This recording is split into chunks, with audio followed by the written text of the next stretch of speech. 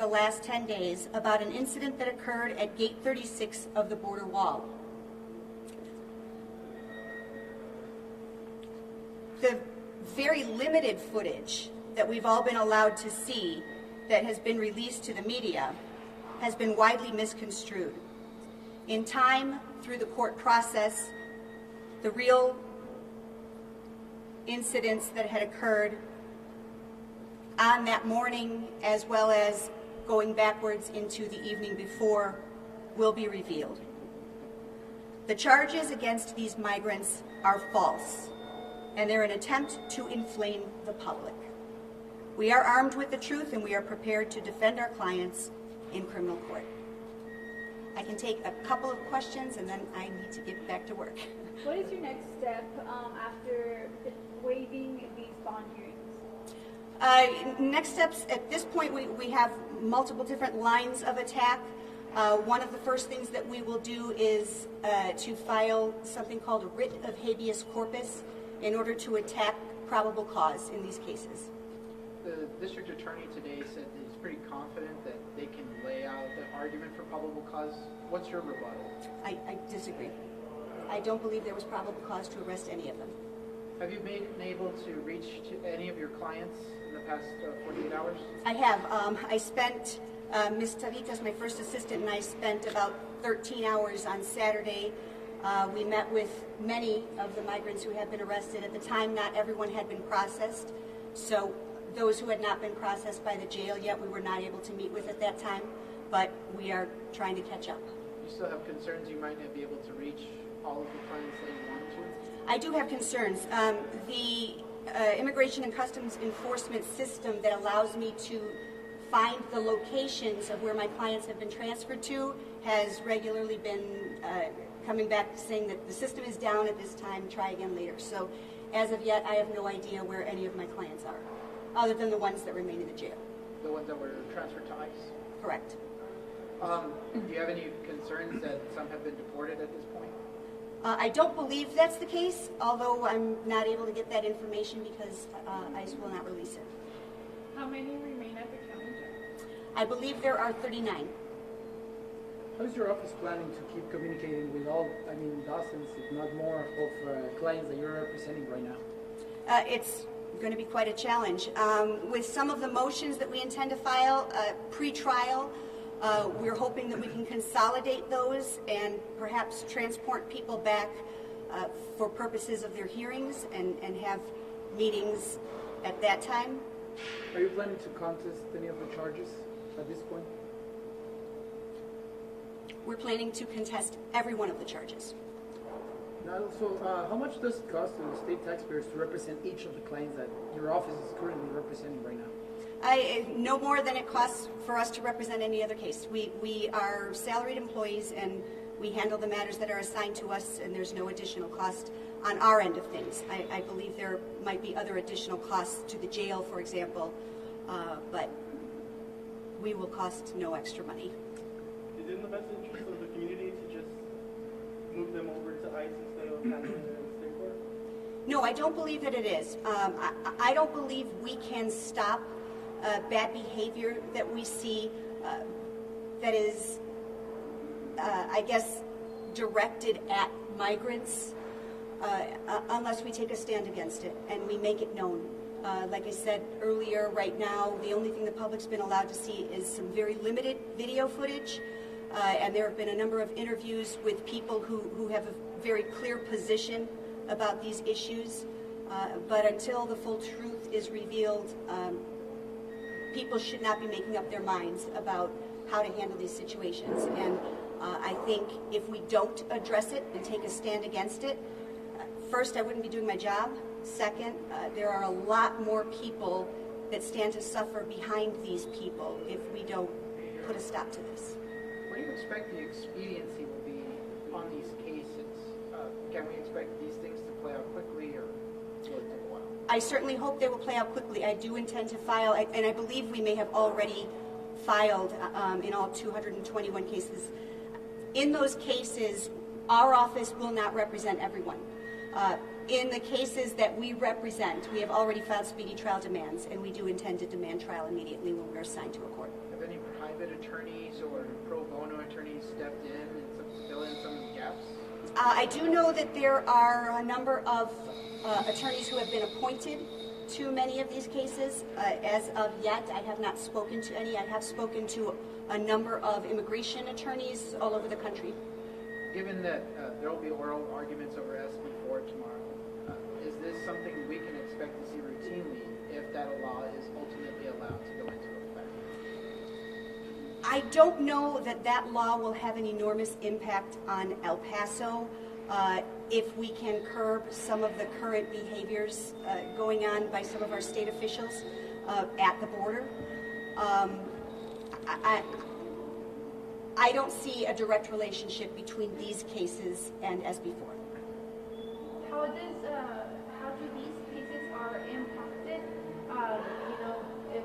If these people are sent to the processing centers and stuff like that, how does this affect their cases here in the state? It affects our ability to communicate effectively with them. Once we learn where they're located, and I know prior to coming to the jail, they were mostly spread out among 3 different processing centers. Once we find out where each of them is, we will then obviously have to travel to them in order to have any sort of attorney-client communications. So that will be time-consuming for us, but we're willing to put in the time. What happens if you aren't able to locate a client? At that point, we would have to turn to the court in the criminal matter. And my guess is that if we are not able to locate anyone, we might proceed a different route with a motion for dismissal. In your experience, is the DA's office capable of handling such a massive number of cases? I don't have the knowledge to speak to that. Do you sense that having 220 additional cases, I guess, it's going to have an impact on just regular operations? Of course. But like I said, we in our office we believe very strongly in what we do. We value our clients as human beings, and if it takes a lot of overtime by a lot of people, we're all willing to do that. I've been asking you this a lot, but I mean, there's a possibility for the federal government or send these migrants for federal custody, but financially, what do you think? If it makes sense, it will be better to just keep the migrants in state custody at this point? What do you think? I believe there's going to be a financial burden to someone either way. It just the question is who bears the burden, the county or the federal government. That's not my decision. So, is there anything else you'd like to add? Nope, that's all. Thank you all so much. Thank you.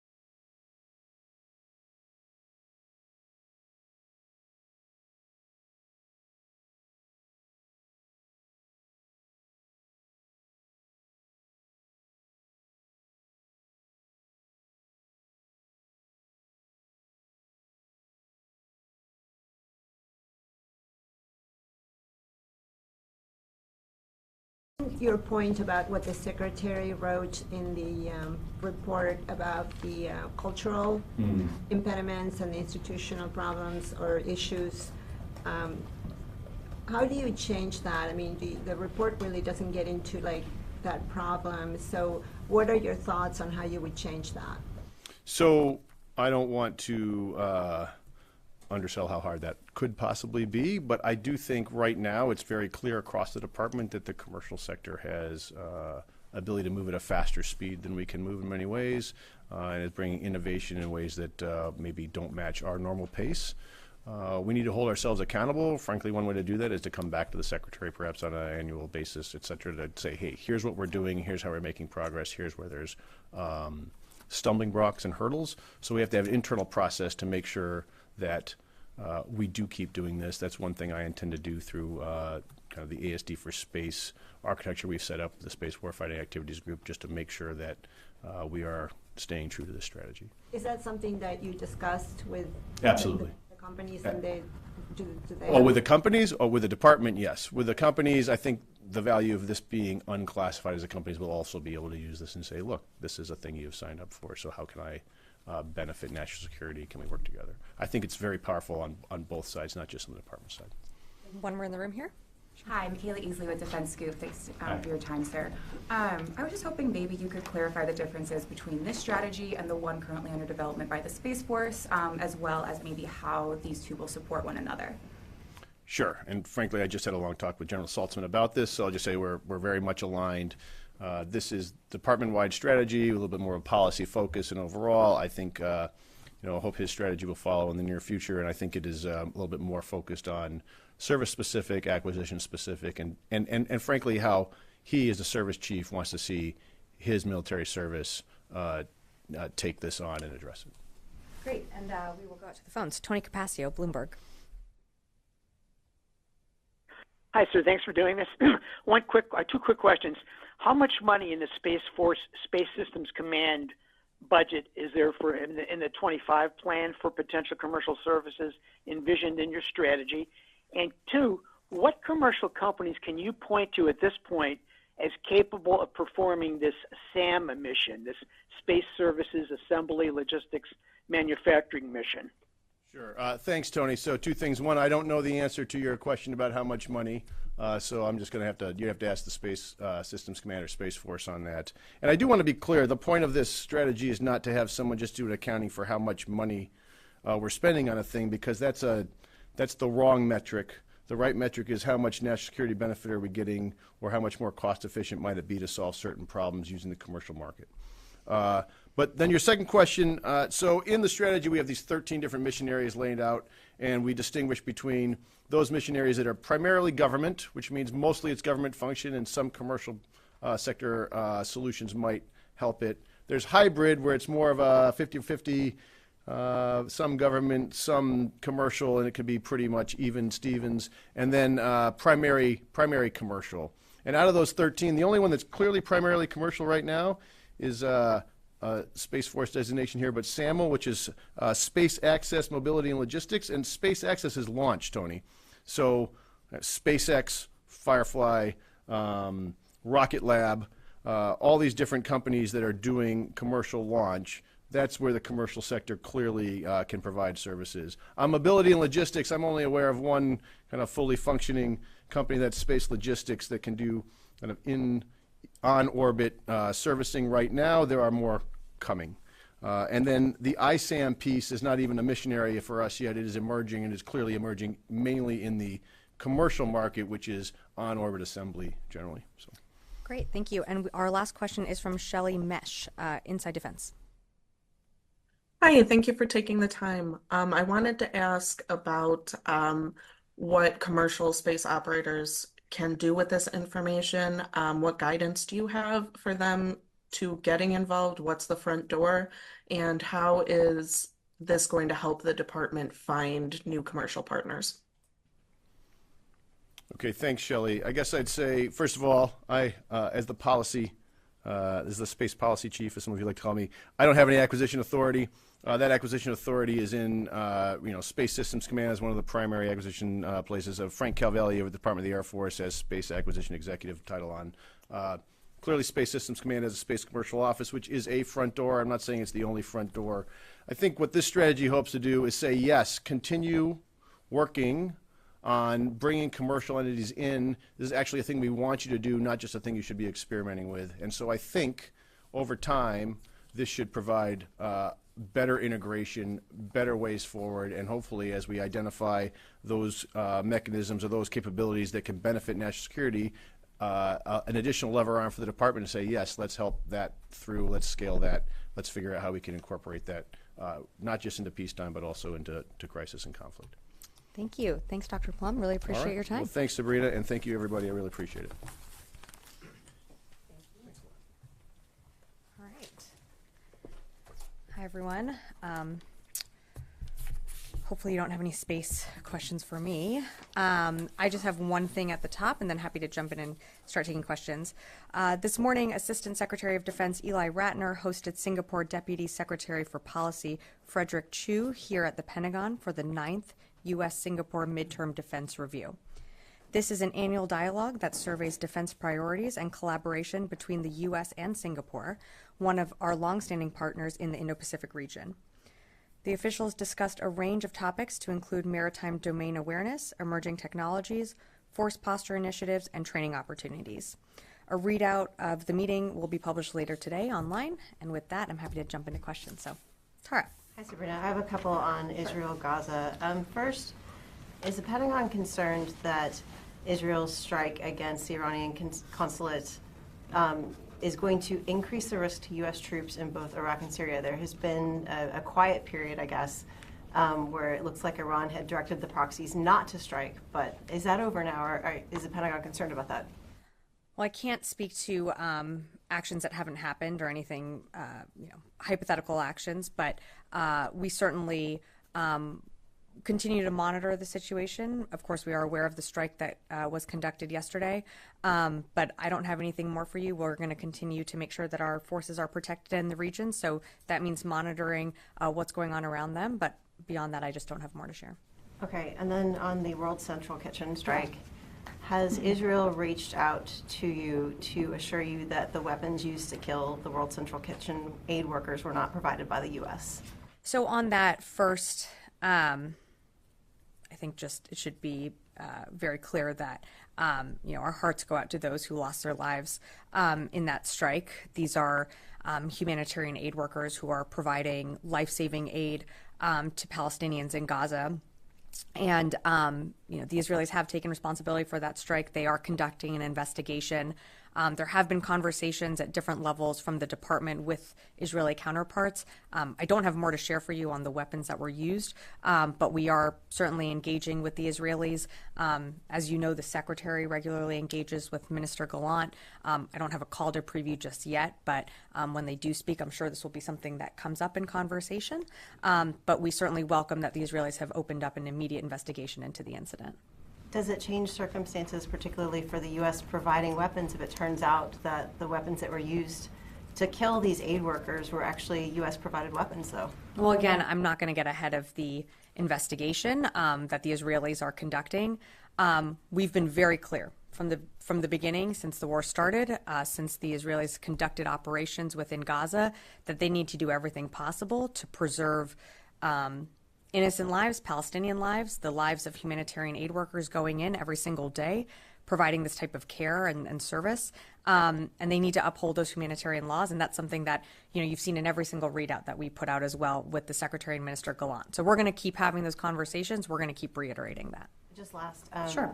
Does this further complicate getting the pier constructed? Does it show just how potentially dangerous and deadly it could be for anyone that's going to distribute aid that comes into that pier?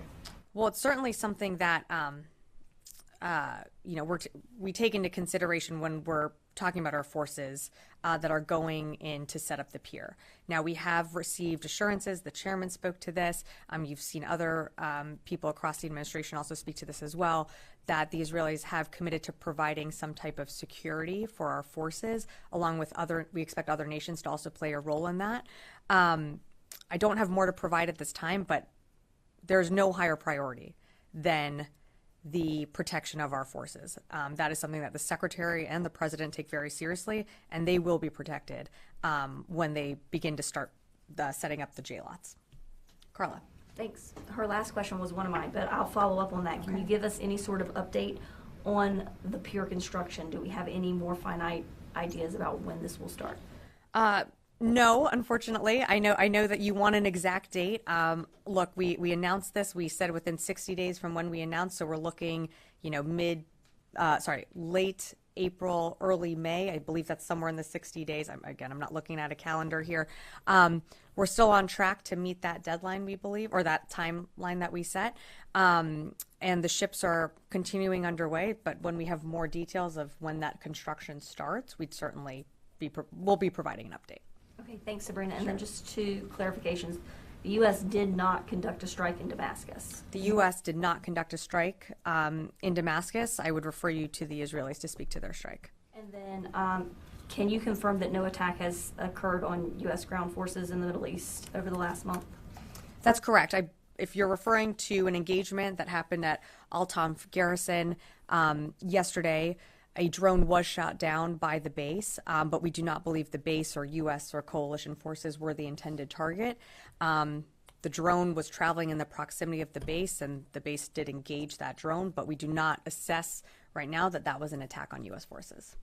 Joe. Do you guys know the origin of that drone, where it came from, or have you any attribution? I mean, we have believe is probably launched by an IRGC-backed group, but I don't have an attribution for the drone. In Iraq or Syria, can you know? All right, and then I have, have there been any force posture adjustments in the aftermath of the Israeli strike in Damascus yesterday? I wouldn't get into any force posture projections or changes just for the security of our own forces. Again, we will always take whatever we need to do to protect our forces, but I just don't have anything to announce. Can you say if anybody in DoD was contacted by the Israelis before, during, or after the strike? Were you guys notified? We were not notified about the strike in Damascus. Yeah. We were not notified by the Israelis about their strike or the intended target of their strike in Damascus. Yes. Hi. Well, shouldn't the Israelis have notified you, given this does have a clear implication for the safety of U.S. personnel in the region? All I can tell you is that we were not notified about the strike prior to the strike happening. As you can see, it's remarkably unconcerned. I mean, this has an implication, though, on the... That's your characterization. That's not mine. One question on the pier, though. I asked once before whether assurances had been received from the Israelis. I mean, you talked about assurances for the safety of U.S. forces, but what about the safety of the aid workers unloading supplies from the pier? I asked General Ryder whether the U.S. had asked for assurances that they wouldn't be fired upon, and he said they hadn't. But now with this latest attack, and we now have, as Haaretz in Israel is reporting, the drone methodically shot each one of these cars, making sure everyone was dead with full visibility on a convoy, aid convoy, cleared with the Israeli military. They made sure everyone was dead in it. Isn't it time now to ask for assurances that humanitarian workers removing supplies from this pier will not be fired upon, even if there's clear visibility? I think we've been very clear, and at the top when I was addressing Tara's question, we were very clear that we don't want to see humanitarian aid workers targeted. These are heroes going in to Gaza, putting their lives on the line, getting life-saving aid, whether it be medical or or food aid, into Gaza to Palestinians. We certainly don't want to see any humanitarian organization or worker targeted. In terms of assurances, all I can speak to right now are our forces. What happens when the aid convoys come off the pier and go into Gaza? Again, we don't want to see any humanitarian aid worker or the distribution of aid targeted. We are working with partners in the region, NGOs, to figure out how that aid is distributed. Has this complicated those negotiations? I mean, who will want to do this now? An organization like the World Central Kitchen is one of many organizations providing life-saving aid to Palestinians and people all around the world. We hope that they will continue to do that and to continue their efforts within Gaza. But again, the logistics of how the humanitarian aid gets dispersed and distributed within Gaza is still something that's being worked out now. Fadi. Thank you, Sabrina. So, I mean, this incident is significant, but it's not isolated. According to the Aid Workers Security Database, which receives support from the USAID, in less than 6 months, 200 aid workers have been killed by Israel in Gaza, which is the highest toll registered since 1997. This is more than what's been documented in Syria, in Afghanistan, and in Sudan. Are you calling on Israel to investigate all the other incidents? And do you think this was an unintended consequence of the war, or is Israel actually this has some disregard to civilian life, aid workers, as manifested by the high numbers of aid workers killed and the high toll of civilians killed? Well, and not to sound like a broken record here, but we have been very consistent and repetitive in our conversations with the Israelis. They need to preserve innocent lives. They need to, when conducting operations, protect innocent lives within Gaza. And of course, that includes humanitarian aid workers. I believe Israel has launched other investigations into other incidences, so I refer you to them to speak to more of those. We certainly welcome the fact that they did this very quickly. They launched an investigation very quickly, taking responsibility. So we want to see what comes out of that investigation, and we would hope that they share those results publicly, so we too can also learn and understand what exactly happened here. Do you think, so as you said, you've been raising this issue with defense officials, including the secretary, with their Israeli counterparts. Do you think the Israelis have been listening? Do the numbers provide you with a sense of the Israelis are actually listening to what you're saying to them? We do believe that the Israelis have listened to us when it comes to some of their operations. I mean, we saw at the very beginning of the war, more pared back, targeted operations. They have been able to heed our advice, especially early on when we, were talking to them about urban warfare and what it would mean to go into highly dense populations. So we do believe that they are heeding our advice.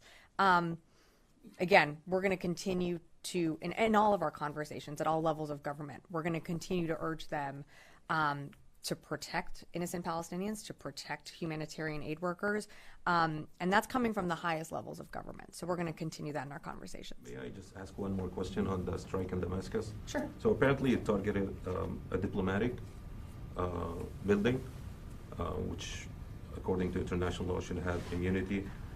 Is the U.S. concerned that its main ally in the region is targeting diplomatic buildings? So I don't actually know what type of facility that was. Again, this was not a U.S. strike, so I don't have a lot of details on what type of building that was. But no, we don't support attacks on diplomatic facilities. Thank you. Laura? Yes, thank you. I'm just wondering if anyone in DoD is looking into whether Israel deliberately targeting aid convoy violates international humanitarian war, and whether that should have consequences in terms of continuing to send aid to Israel. Well, that's something that the Israeli government is looking into. They're launching their own investigation. We're not doing our own independent investigation. That's something that we, again, are waiting to see what the results are from the investigation. They've already started, I believe, a preliminary one. And so we'll just wait to see what those results yield. So why do we have any assurances? I mean, why do we trust and is the Israeli government investigating themselves on this? Is that how we treat other allies? Well, Laura, we investigate ourselves, and we hold ourselves to very, very high standards as well. We would expect the Israeli government to do the same. If countries that are violating humanitarian law, do we trust them, or do we have an independent assessment? We expect that, I'm not going to speak and get ahead of the investigation. If there are findings in the investigation that lead to behavior changes, how operations are conducted on the ground in Gaza, we would certainly want to have assurances that Israel would do that, would uphold any findings from the investigation and would, implement them. But again, it's under investigation, and I'm just not going to get ahead of that. Natasha. Thanks, Sabrina. So you've said a couple times now that this was an Israeli strike on this building in Damascus, and the Israelis have not actually confirmed or denied whether it was them. So I'm just double checking here. So it's the Pentagon's assessment that this was an Israeli strike. Have you all been in touch with the Israelis about this? We were not notified before the strike occurred.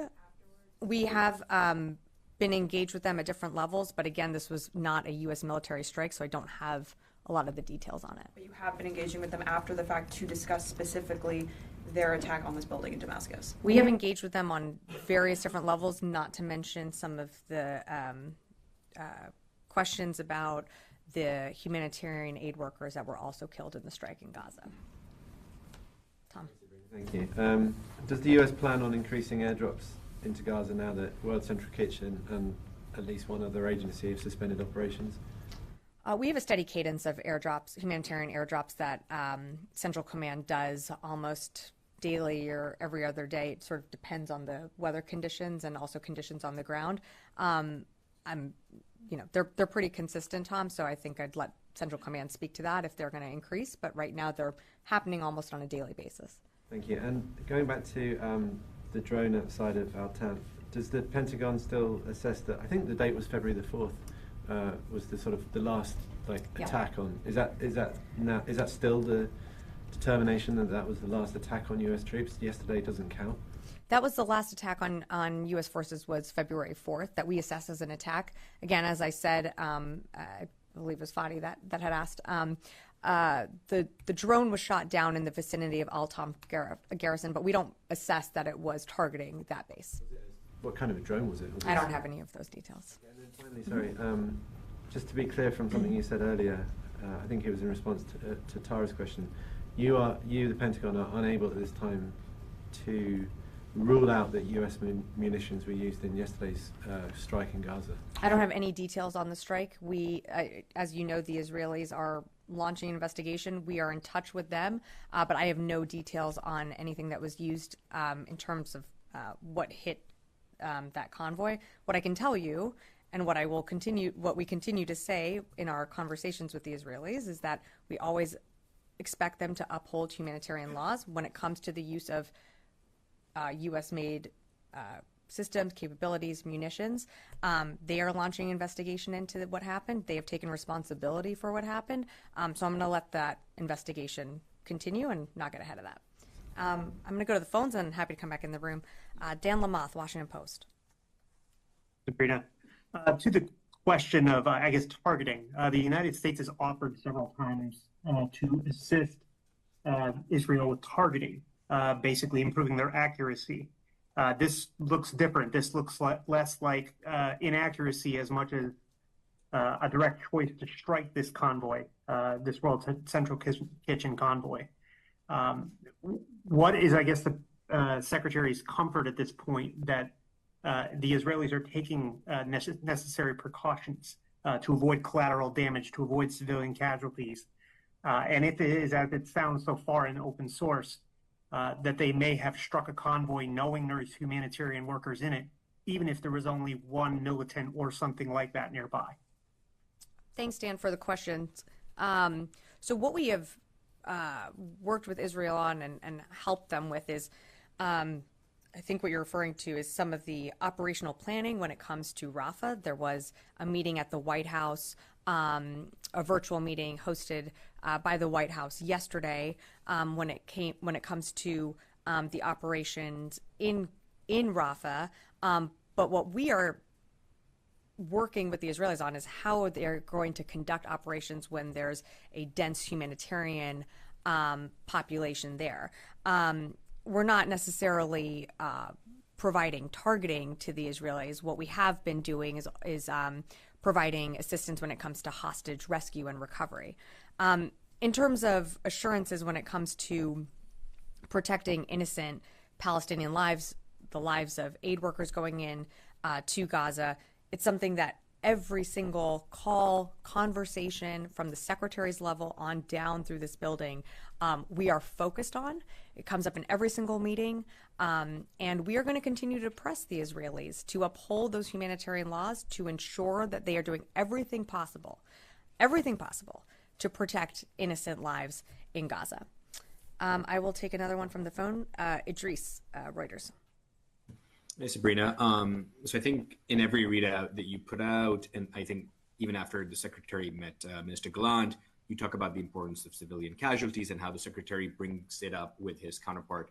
Is he a bit frustrated and maybe even embarrassed that even after his pleas, the Israelis continue these sort of actions that risk and kill civilians and are somehow increasing the number of civilians they've killed in the past couple of weeks, even after the Secretary met him? So the Secretary frustrated, and does he believe it's worth pushing the Israelis, since they don't seem to be actually decreasing, they actually seem to be increasing civilian casualties over time.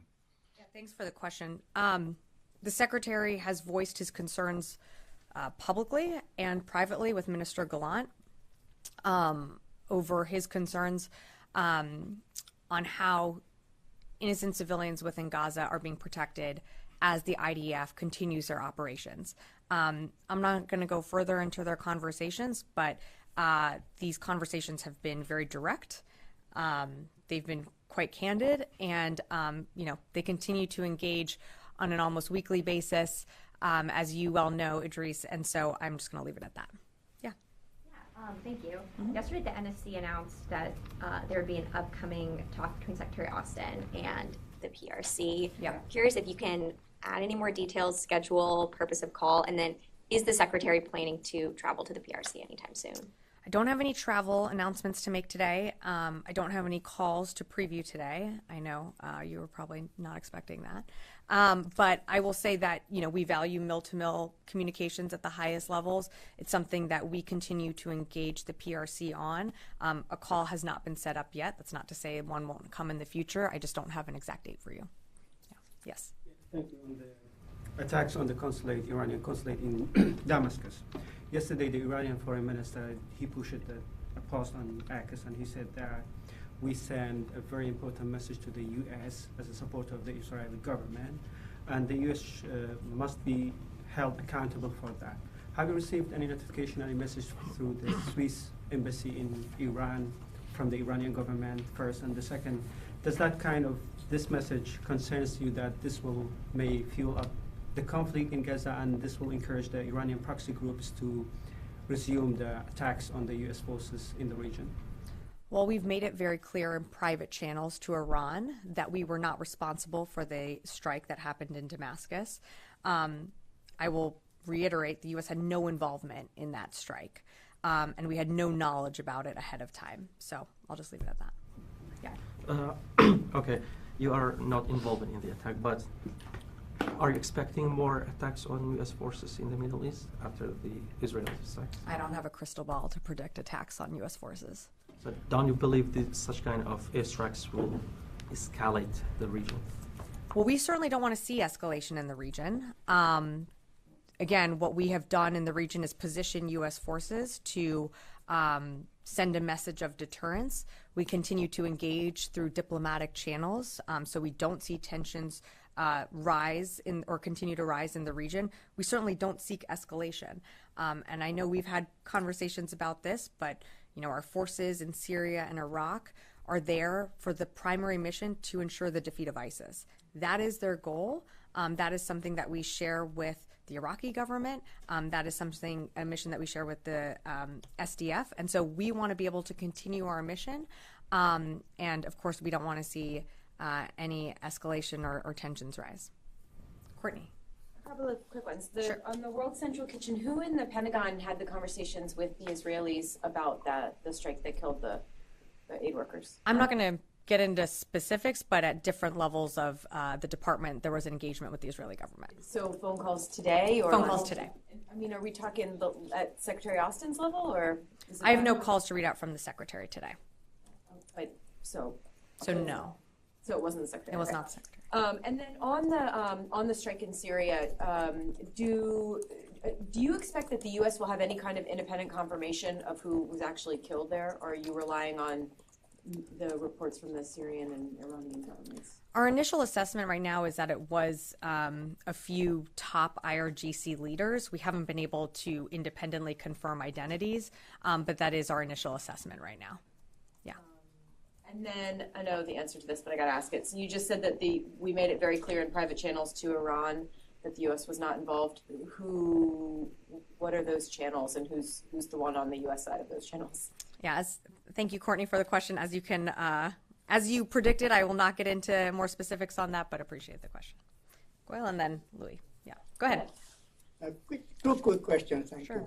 I don't know if you can answer about the space or not. My question was about space. You just had Dr. Plum up here.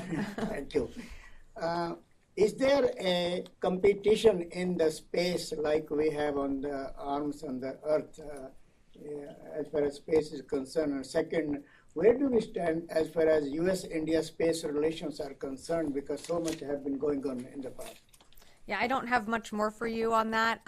We have a good relationship with the Indian government. We don't seek any conflict when it comes to, expanding operations or capabilities in space, but competition is something that, all nations are looking to expand their capabilities into space, but I just don't have more for you on that. Second, ma'am, as far as cybersecurity attacks are concerned, so much in talk of the town these days. Which nations are those who are attacking the cyber attacks in the U.S. and affecting the common normal lives and also the U.S. national security? Look, I don't have any specifics to go into from here. We're certainly, mindful of bad actors who want to attack our cybersecurity infrastructure. We take precautionary measures. We work with the interagency to ensure that our systems are robust and secure. But beyond that, I just don't have more. Thank you. Louis. You mentioned that the United States reached out to the Iranians. Can you explain why? I mean, I understand the circumstances, but what is the rationale in doing so? To make clear that the U.S. had nothing to do with those strikes. Based on comments that they've made? I mean, what was the prompting for something like this? Again, I think that tensions being high in the region, we wanted to make it very clear in private channels that the U.S. had no involvement in the strike in Damascus, and we did that. And then a separate question back to Natasha's point. Sure. I don't think the Israelis have actually acknowledged that this was their airstrike. So are you saying that this was the United States assessment when you say that there were several IRGC top leaders that were there, that this was an Israeli airstrike? That's our assessment, and it's also our assessment that there were a handful of IRGC top leaders there. Can't confirm those identities, but that's our initial assessment right now. Great. I will take two more from the phone and then happy to wrap up. Jeff Shogel, Task and Purpose. Thank you. During the most recent airdrop over Gaza, 60 bundles went into the ocean. That seems a little bit higher than recently. Do you have any data on what may have caused that? Yeah, Jeff, thanks for the question. For more specifics, I would refer you to CENTCOM to answer that. What I can say is that when we do these airdrops, while we always try to mitigate for civilian harm and where these could land, weather is something that we cannot control. And I believe these bundles, unfortunately, when they did deploy, were just drifted into the water and landed into the water. But for more specifics, I would direct you to CENTCOM for that. And last question, Heather, USNI. Hi, thanks so much. Two questions. The first is that it seems that the Houthi attacks in the Red Sea have slowed a bit in the past couple weeks, and I was wondering if there's any speculation or reasoning for why those might have slowed down. And then second, just to go back to the Israeli strike on the aid workers, I know you talked about how they're investigating themselves and that the United States investigates themselves, but does the United States have the same confidence in the Israelis' ability to investigate themselves as they would, say, for the United States investigating themselves? We expect the Israeli government to hold themselves to the same standards that we do when we do an investigation. We want this investigation to be independent, to be fair, to gather the facts, and to make sure that something like this never happens again. So yes, we do have confidence that the Israelis can do this and learn from their mistakes and understand and better plan for future operations, whether it be in Gaza or elsewhere. In terms of your first questions on Houthi attacks in the Red Sea, we have continued to engage when we see the Houthis preparing to launch, whether it be, unmanned surface vehicles, UASs at our ships or commercial vessels. I can't speak to the pace. I would direct you to them to speak to why, if they have slowed down. We certainly continue to engage. We certainly will continue to do everything we can to protect commercial shipping through the Red Sea and the Gulf of Aden, and of course do everything that we need to protect our forces as well. All right, thanks everyone.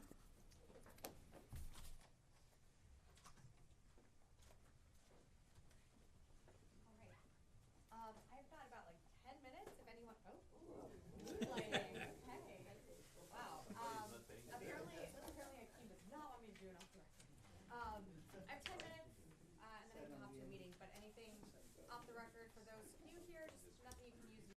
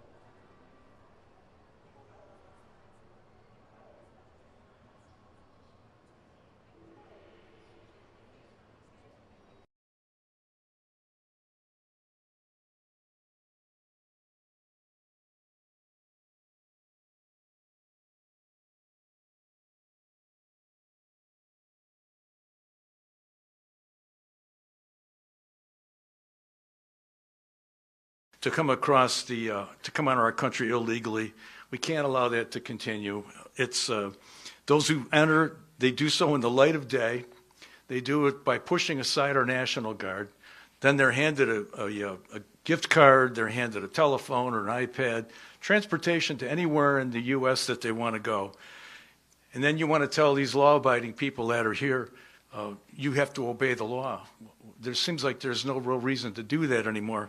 And that's made it very hard to be policing, because people look to us, the law-abiding people look to us, but they're saying, what about that person? What about that? As you've talked about here today. My mom used to say it takes the wind out of your sails. You just kind of, everything calms down and it's not so good. The felons that we arrest become misdemeanants, and then they become no bond, and then they become free guys really before we get our car cleaned out at the end of the shift. Why would you expect people to obey the law when millions are rewarded for disobeying it? I don't know how many officers must get injured or killed, or worse, the civilians out there that are injured or assaulted or killed and assaulted. We've heard about a couple of them here tonight. I know that we can fill these vacant jobs with good people. I know they're out there. I know we can recruit them, but we need a commander-in-chief that will give them just simple due process. You've talked about some of the things that are important to us, but they just need to know they've got somebody behind them a little bit instead of trying to push them backwards, pushing them forward. I think that'll help to restore the honor to this job that was once such an honorable one. I can promise you that our guys will put that suit on and go out and do the job for you. They really will, and they'll be better for all of the people in this room when that happens. We always were what stood between law-abiding citizens and chaos. You hear about it all night. You've talked about it here today. Instead of those efforts to make the United States look weak and poor and average, we need you. We need you to make America look great again. And I know you have that. I know it's there. Last week when you went to New York and you attended the viewing of Jonathan Diller, I just wanted you to know that brought honor to every police officer, every deputy sheriff, every law enforcement officer, wherever we were in this country.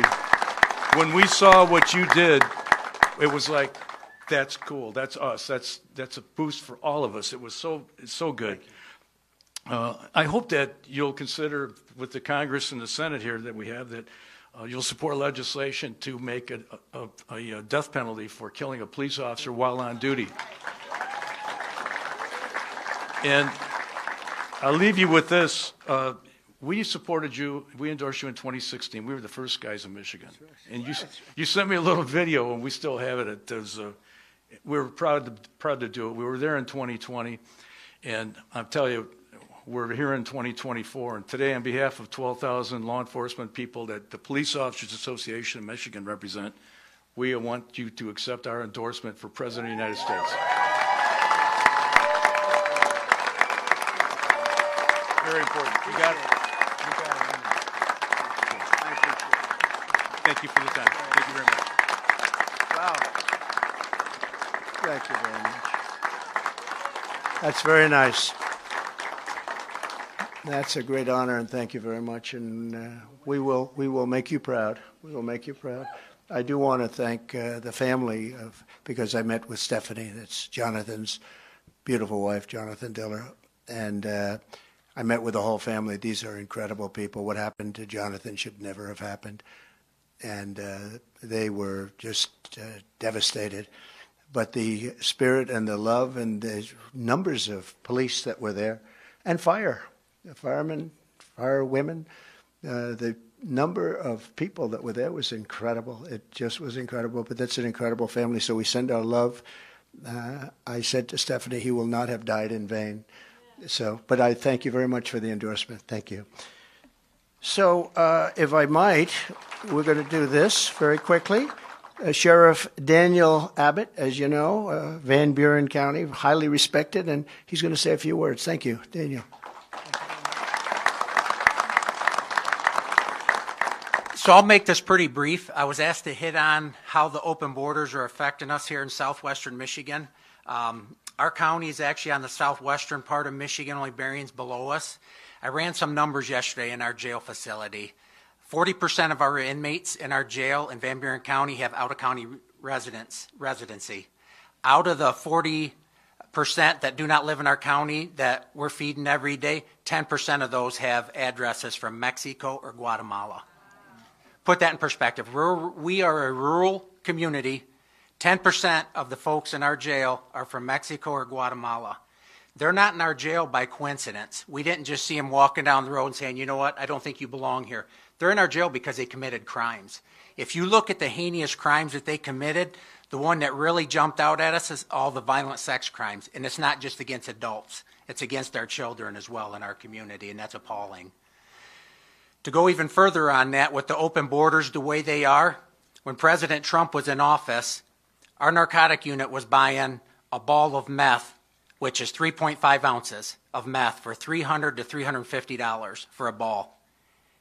As of this past week, a ball is $85 because the market's flooded by the tons coming across the open borders and semis. And when I say tons, I mean tons.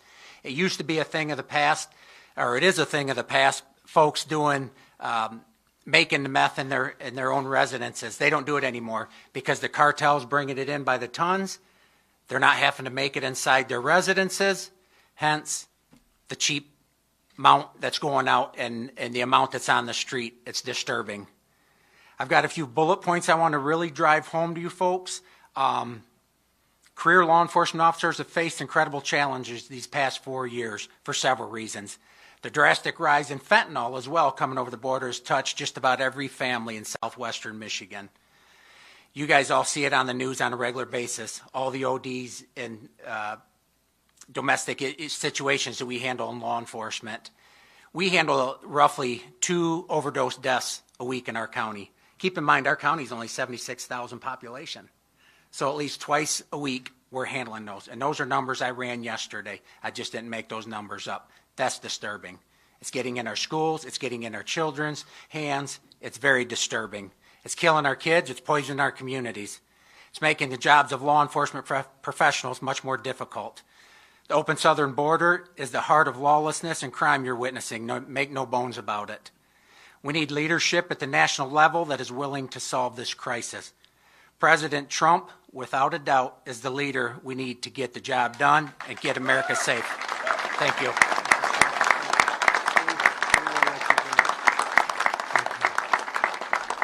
Thank you very much. Allegan County Sheriff Frank Baker to say a few words, please. Frank. Thank you, Frank. Thank you, Mr. President. It's truly an honor to be here today and talk about something that's very near and dear to my heart, as well as my fellow sheriffs, and that's safety within our communities. And one of the biggest things that we're facing now, and Sheriff Abbott mentioned it, is the crime, the level of crime we're seeing, but the amount of narcotics, the illegal narcotics, whether it's methamphetamine or fentanyl, it's devastating our communities. And something needs to be done about that. And the only way we can do anything is to secure the border. A lot of times people ask me, the border's a long way from Allegan County, and yes it is, but there's not a day goes by that's not impacting what happens in our county because of the amount of drugs that we're seeing. We used to be known as the meth capital of the world, jokingly people would say, because of the number of methamphetamine labs that we'd made arrests for. We don't make arrests for methamphetamine labs anymore. I mean, it's a thing of the past because the illegal drugs that we're seeing now, the crystal methamphetamine, is so cheap, as Sheriff Abbott had mentioned, it's cheaper to buy it than it is to make it.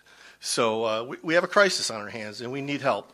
And part of that help is going to be securing our borders. So I appreciate you taking the time to meet with us today to talk about this important topic to us, because there are a lot of tragedies that are happening. You mentioned it with Ruby Garcia. In fact, a couple of our deputies made the arrest of the suspect in that case last month.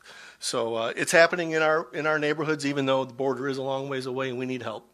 And so I appreciate what you're doing to help us and meeting with us today to talk about this concern. Thank you.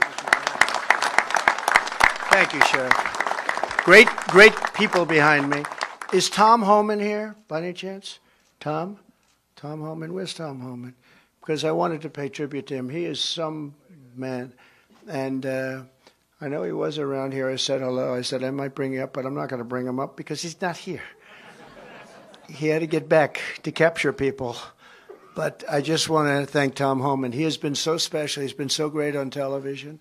He's been so respectful of the job that we did as an administration. We had such great numbers, and we took over a tough situation, and we had great numbers. In 2016, I ran on the border, and in 2020, we did such a good job, I couldn't even talk about the border. The people would say, sir, they don't want to hear about the border. I said, no, we did a great job. We have to talk about it. Sir, they don't care. You fixed the border. The border's great. You see the numbers up there. The border's great. Nobody cares about the border. And now we have today. Today, the border is 100 times worse than it ever was in 2016. I call it peanuts. That was peanuts. That was small time.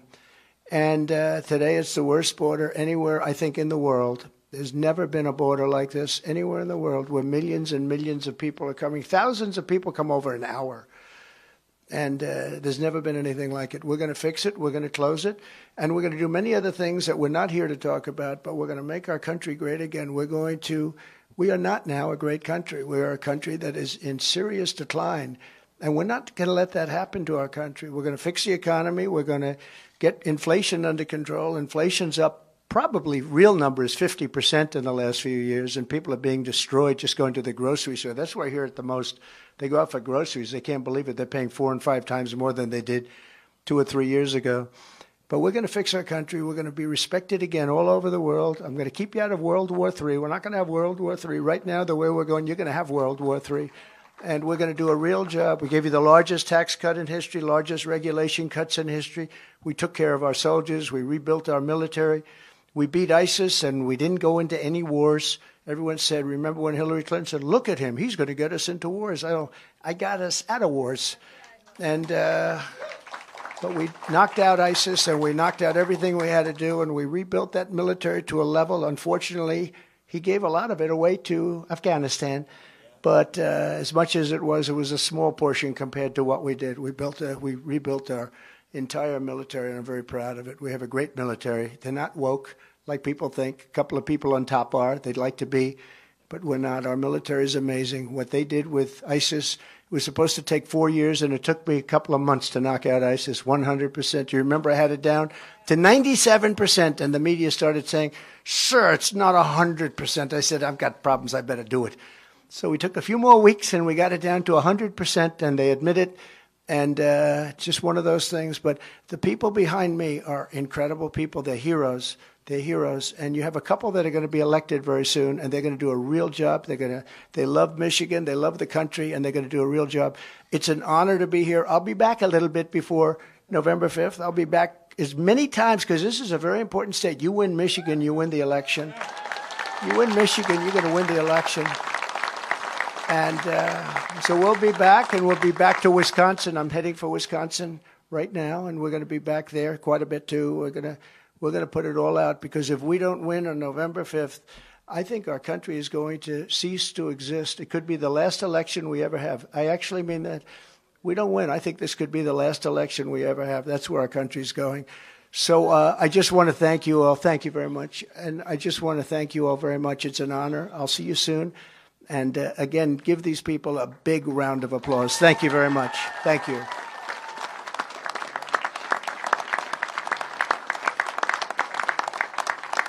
President.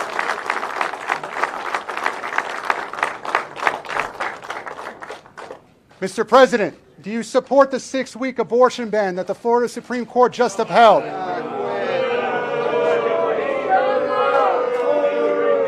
be making a statement next week on abortion. We're going to make a statement next week. What would you tell Prime Minister Netanyahu?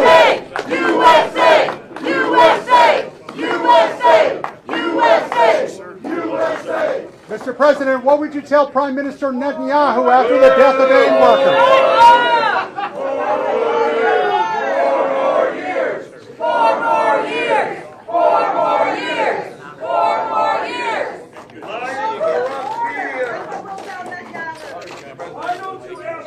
Mr. Trump, do you still think a 6-week abortion ban is terrible?